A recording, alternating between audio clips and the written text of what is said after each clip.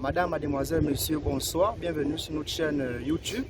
Nous sommes là pour faire un petit résumé sur le cours Histoire du cinéma. Tout d'abord, ici, je tiens à signaler que le cinéma n'est pas à titre seulement de divertissement. Le cinéma aussi nous sert aussi dans plusieurs domaines, notamment dans la recherche scientifique, la formation, l'éducation et plein d'autres. Au Gabon, le cinéma fait partie des 4 médias régis par le Code de la communication qui sont la presse écrite, la cinématographie, le numérique et l'audiovisuel.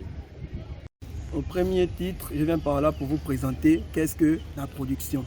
La production est tout d'abord le fait de produire par des méthodes qui permettront d'accéder à la publication des audiovisuels. Ces méthodes, nous pouvons les énumérer comme la production elle-même, la pré-production et la diffusion du film. Bonjour, qu'entendons-nous par création cinématographique?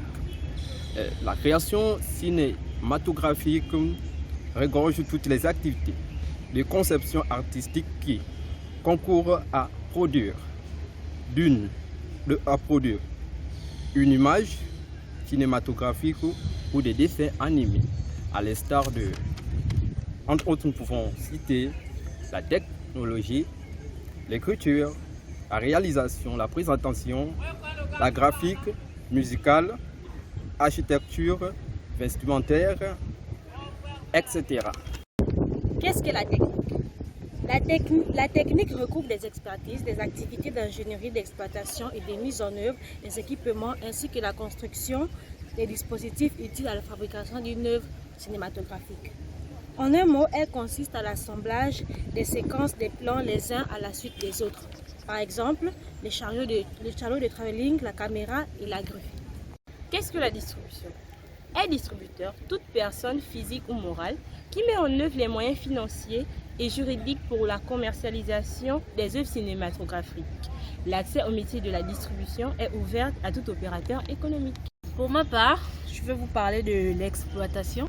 Notons tout d'abord qu'un exploitant, c'est toute personne physique et morale qui met en œuvre des moyens mobiliers, logistiques et technologiques nécessaires à la diffusion des programmes cinématographiques, à l'exemple des salles de cinéma, des salles de centres culturels. Et un exploitant est également responsable dans la programmation des films par salle. Il est chargé de la réception et des installations de supports de diffusion. Pour toute diffusion cinématographique et audiovisuelle, il faut délivrer un visa dans les mains de l'autorité compétente. Dans les mains de l'autorité compétente, c'est-à-dire tout exploitant ou tout diffuseur doit respecter l'intégralité de l'œuvre qu'il projette, sauf par accord préalable express du producteur de la dite œuvre. Exemple, un dialogue entre deux individus. Qu'est-ce qu'on entend ici par conservation?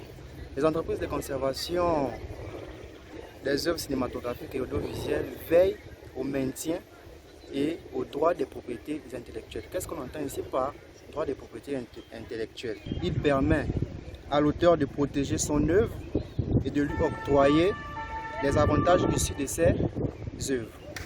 Pour accéder au métier de la conservation, il faut délivrer un dossier à l'État et signer, ou encore il faut passer par des études universitaires d'au moins 3 ans et reconnues par le gouvernement et l'État.